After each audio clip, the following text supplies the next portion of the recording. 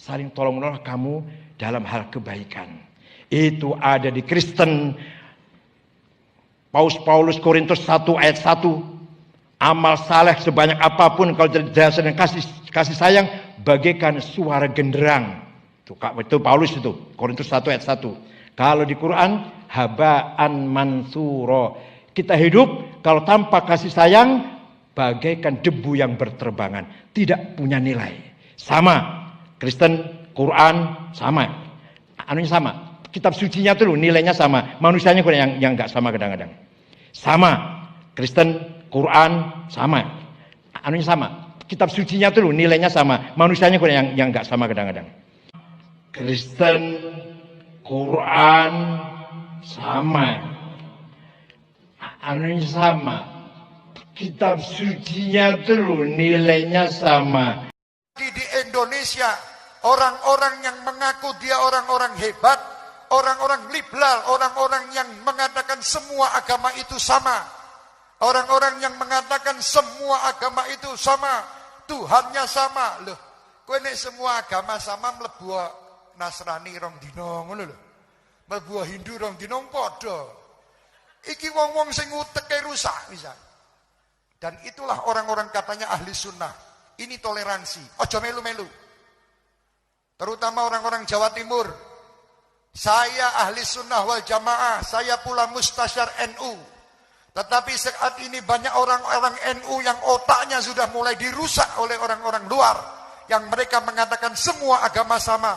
Mereka dakwah di dalam gereja, bukan dakwah, mereka justru menghina agama Islam di depan orang-orang kafir. Hati-hati. Ini mulai banyak orang-orang yang mengaku NU tapi rusak. Tapi yang paling membahayakan justru munculnya kaum munafikin. Ini yang harus dicermati.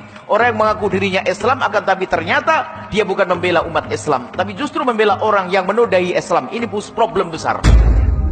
Kalau memang harus diberesi, ya orang-orang seperti itu yang diberesi. Cuman repot. Nabi pun waktu itu susah memberesi. Kalau dibunuh, orang lain mengatakan orang Islam bunuh orang Islam kan. Ini penyakit orang-orang munafik. Kelihatannya dia pakai baju kita, kopiah kita, sorban kita, masuk di ormas kita, mungkin jadi pengurus-pengurus besar di ormas kita, atau ketua-ketua kelompok kita. Akan tapi ternyata dia lebih asyik dengan orang di luar Islam. Maka ini yang membahayakan. Yang dikatakan Nabi kaum munafikin. Lebih bahaya daripada itu orang-orang di luar Islam itu sendiri.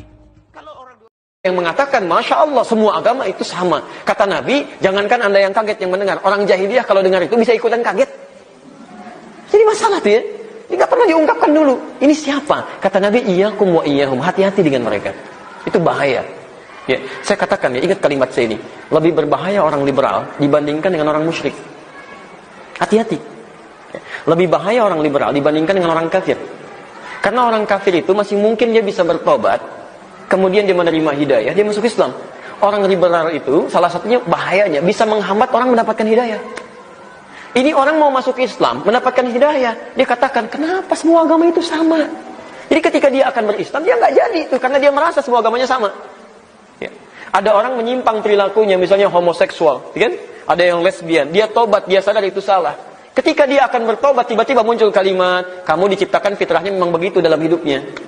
Itu fitrah kamu, ya Allah ya Rabbi. Jadi ada